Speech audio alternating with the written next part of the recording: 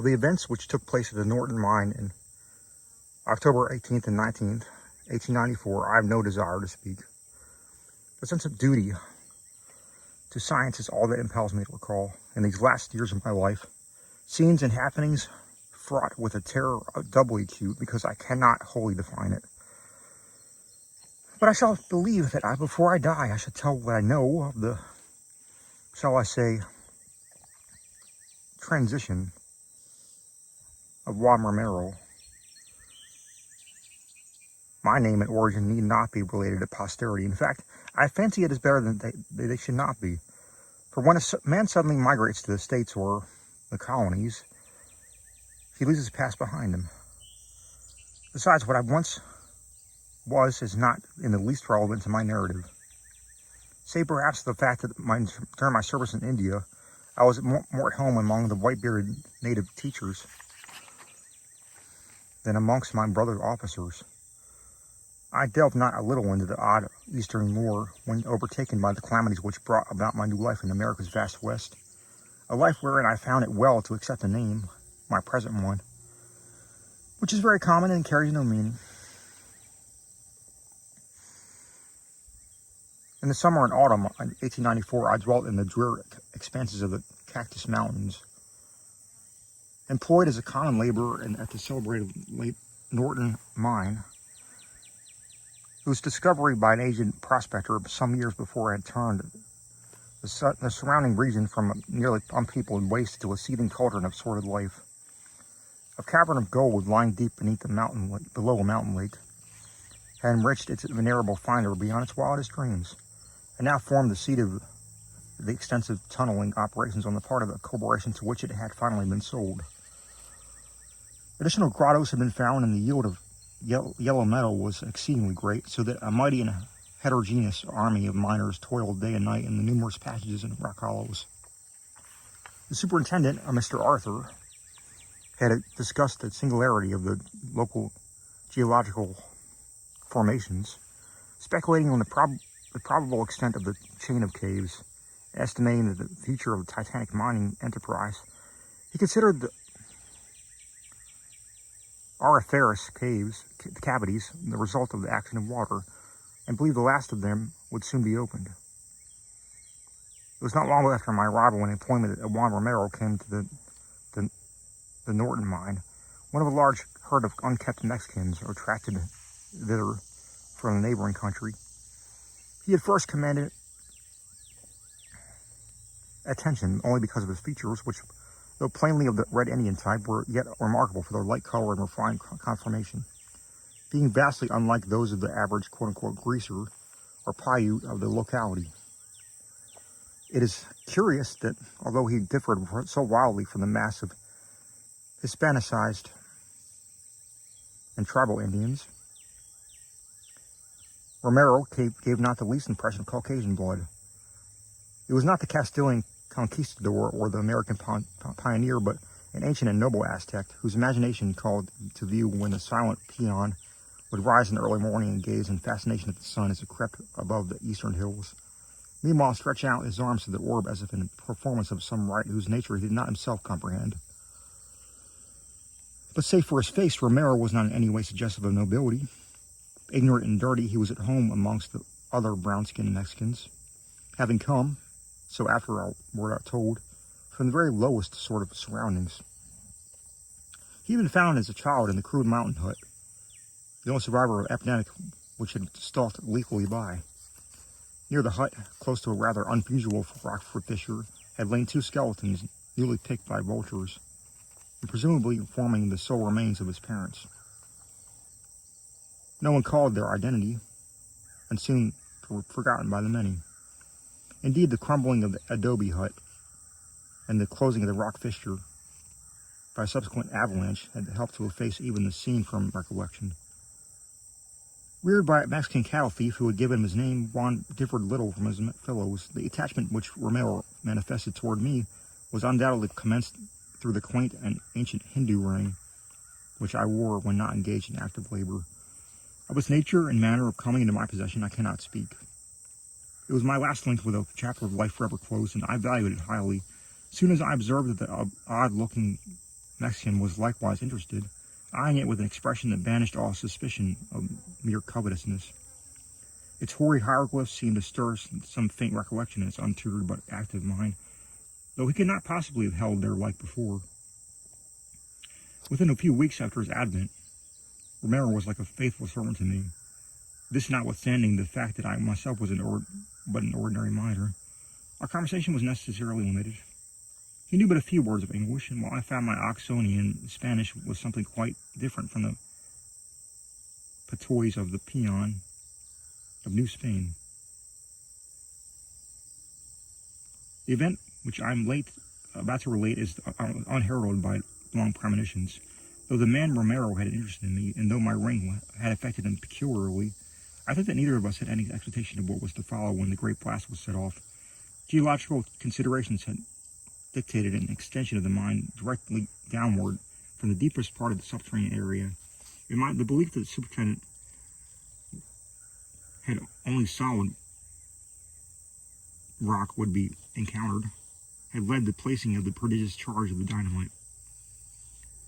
With this work, Romero and I were not connected, wherefore our first knowledge of extraordinary conditions came from others. The charge, heavier perhaps than it had been estimated, had seemed to shake the entire mountain. Windows and shanties on the slope outside were shattered by the shock, whilst miners throughout the nearer passages were knocked from their feet. Jewel Lake, which lay above the scene of action, heaved as in a tempest. Upon investigation, it was seen that a new abyss yawned indefinitely below the seat of the blast, an abyss so monstrous that no handy line might fathom it, nor any lamp illuminate it. Baffled, the excavators sought a conference with the superintendent, who ordered great lengths of rope to be taken to the pit, and spliced, lowered, without cessation, till bottom might be discovered. Shortly afterward, the pale-faced workmen apprised the superintendent of their failure. Firmly, though respectfully, they signified their refusal to revisit the chasm, or indeed to work further in the mine until it might be sealed.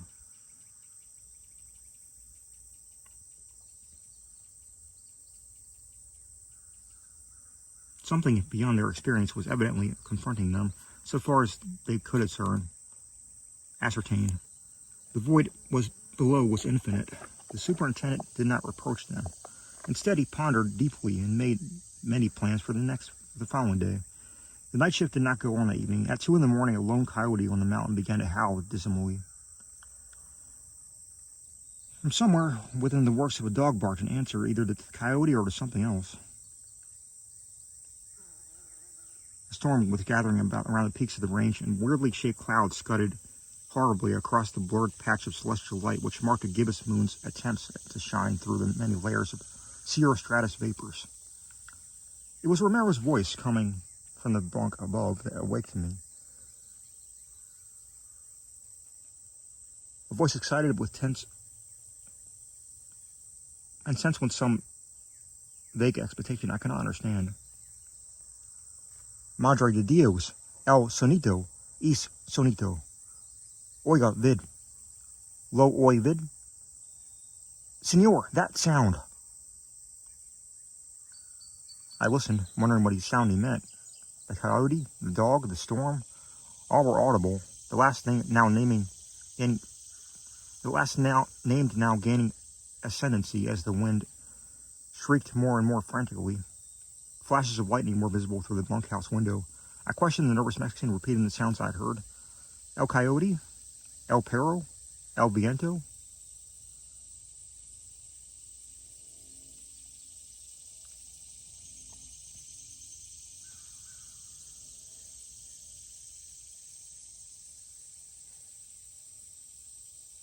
But Romero did not reply. Then he commenced whispering as in awe. El ritmo, senor. El ritmo de la tierra. That throb down in the ground. And now I also heard, and shivered without knowing why. Deep, deep below me was a sound, a rhythm, just as the peon had said, which, though exceedingly faint, yet dominated even the dog, the coyote, and the increasing tempest. To seek to describe it were useless, for it was such that no description is possible. Perhaps it was like the pulsing of the engines far down in a greater liner, as sensed from the deck, yet it was not so mechanical, not so devoid of the element of life and consciousness. Of all its qualities, remoteness in the earth most impressed me. To my mind rushed fragments of the passage in Joseph Glanville's, which Poe has quoted with tremendous effect. Quote, "The vastness, profundity, and unsearchableness of his works, which have a depth in them greater than the well of Democritus." Unquote. Suddenly, Romero leapt from his bunk, pausing before me to gaze at the strange ring in my hand, which glistened clearly in every flash of lightning, and then staring intently in the direction of the mine shaft. I also rose, and both stood motionless for a time, straining our ears at the uncanny rhythm seemed more and more to take on a vital quality. Then, without apparent volition, we began to move toward the door, whose rattling in the gale held such a comforting suggestion of earthly reality. The chanting in the depths, for such the sound now seemed to be, grew in volume and distinctness, and we felt irresistibly urged in the storm and thence the gaping blackness of the shaft. We encountered no living creature, for the men of the night shift had been released from duty, and were doubtless at the dry gulch settlement pouring sinister rumors into the ear of some drowsy bartender. From the watchman's cabin, however, gleamed a small square of yellow light like a guardian eye. I dimly wondered how the rhythmic sound had affected the watchman, but Romero was moving more swiftly now, and I followed without pausing. As we descended the shaft, the sound beneath grew definitely composite. It struck me as horribly like a sort of oriental ceremony, with beating drums, chanting in many voices. I have, as you are aware, been much in India. Romero and I moved without material hesitancy, through drifts and down ladders, ever toward the thing that allured us, yet ever with a pitifully helpless fear and reluctance. At one time I fancied I had gone mad. This was when on wondering how our way was lighted in the absence of lamp or candle, I realized that the ancient ring on my finger was glowing with eerie radiance, diffusing a pallid luster through the lamp, heavy air down. It was without warning that Romero, after clambering down on one of the rude ladders, broke into a front and left me alone. Some new and wild note in the drumming and chanting, perceptible but slightly to me, I had acted on him in startling fashion, and with the wild outcry, he forged ahead unguided in the cavern's gloom. I heard his repeated shrieks before me. I stumbled awkwardly along the level places and scrambled madly down the rickety ladders. As frightened as I was, I yet retained enough of perception to note that his speech, when articulate,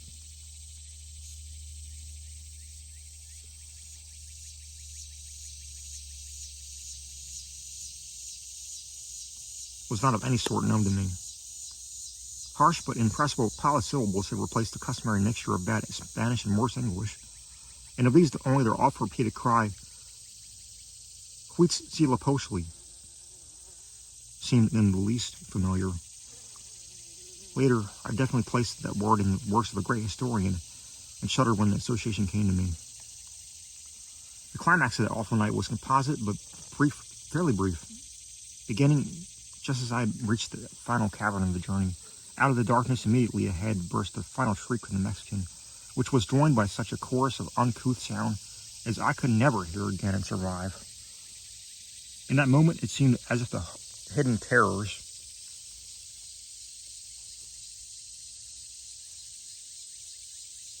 and monstrosities of earth had become articulate in an effort to overwhelm the human race. Simultaneously, the light from my ring was extinguished, and I saw a new light glimmering from the lower space but few yards ahead of me. I'd arrived at the abyss, which was now redly aglow, and which had evidently swallowed up the unfortunate Romero.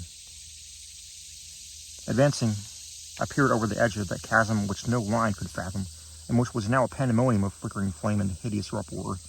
At first I beheld nothing but a seething blur of luminosity, but then shapes, all infinitely distant, began to detach themselves from the confusion, and I saw... Was it Juan Romero? But God, I dare not tell you what I saw.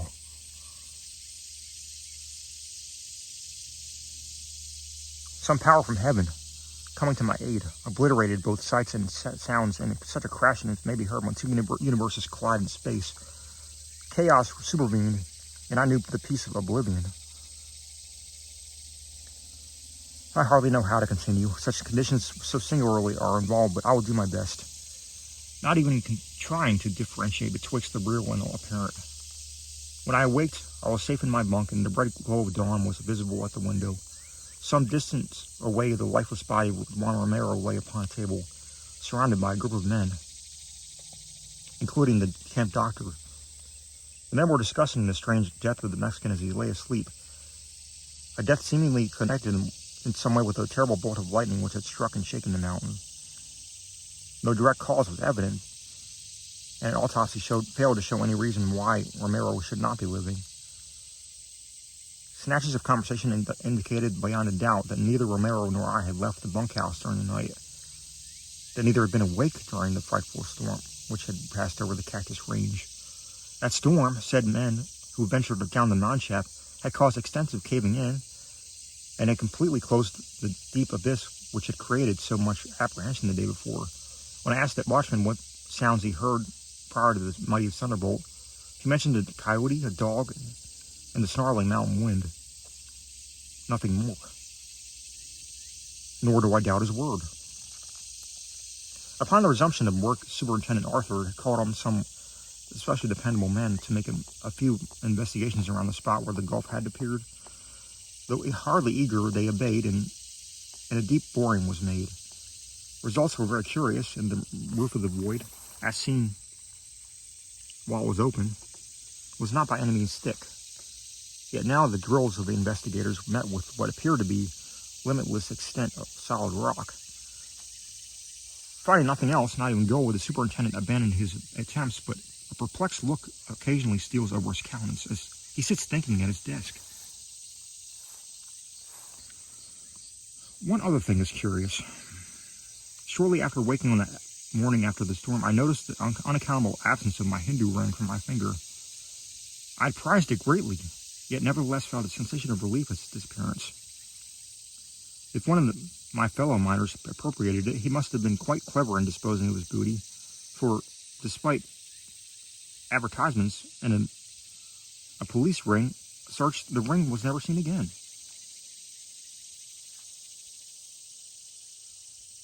Somehow I doubt if it was stolen by mortal hands, for many strange things were taught to me in India. My opinion of the whole experience varies from time to time. In broad daylight, and in most evenings I am apt to think that the greater part of it were a mere dream.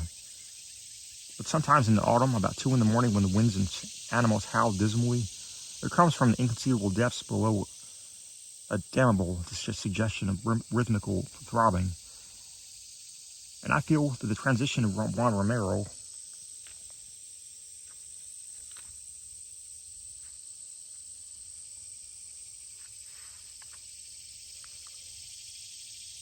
was a terrible one indeed.